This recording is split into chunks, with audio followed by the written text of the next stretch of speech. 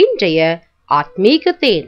1 யோவான் 4:4 பகுதியை உங்களுக்காக நான் வாசிக்கட்டும்.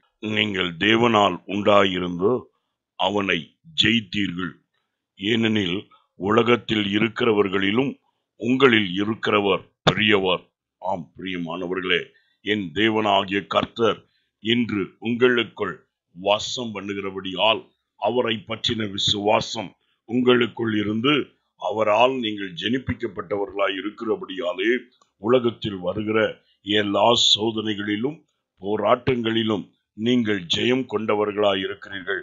காரணம், உலகத்தை ஜெயித்தவர் நம் இயேசு, பாதாளத்தை ஜெயித்தவர் நம் இயேசு, சாத்தானின் எல்லா கிரியைகளையும் ஜெயித்தவர் இயேசு. ஆனபடியால் உன்னுடைய வாழ்க்கையிலும் அவர் இன்று ஜெயத்தை தர வல்லவராய் இருக்கிறார். எது நிமித்தம் நீ கலங்கிக் கொண்டு இருக்கிறாயோ அதிலே உனக்காய் அவர் பரிந்து நின்று ஜெயத்தை கொடுக்க வல்லவராய் இருக்கிறார். உனக்குள் இருக்கின்ற இயேசுவானவர் உனக்குள் இருந்து கிரியை செய்யும்படியாக, அவர் மேல் விசுவாசம் உள்ளவனாய் அவர் உன்னிடத்திலிருந்து கிரியை செய்யும்படியாய் அவரை சார்ந்திரு, அவருடைய வார்த்தையில் நிலை கொண்டவனாயிரு. என் தேவனாகிய கர்த்தர் தாமே உன் வாழ்விலே அதிசயங்களை செய்ய வல்லவராயிருக்கிறார். நான் உங்களுக்காய் ஜெபிக்கட்டும்.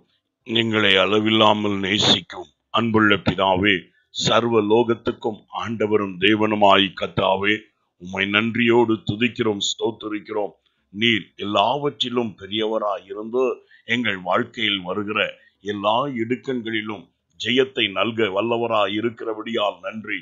என்ற தினத்திலும் உம்முடைய பிள்ளைகளோடு இருந்து அவர்கள் கடந்து போகிறதான எல்லா போராட்டங்களிலும் துணை நின்று சாத்தானை ஜெயிக்க, அவனுடைய தந்திரங்களை ஜெயிக்க, மாம்சத்தில் உண்டாகும் எல்லா பலவீனங்களையும் ஜெயிக்க என் தேவனாகிய கர்த்தர் உம்முடைய பிள்ளைகளுக்குள் விசுவாசத்தை தந்து உம்முடைய மகிமையை ருசி பார்க்கும்படி அனுகிரகம் செய்வீராக.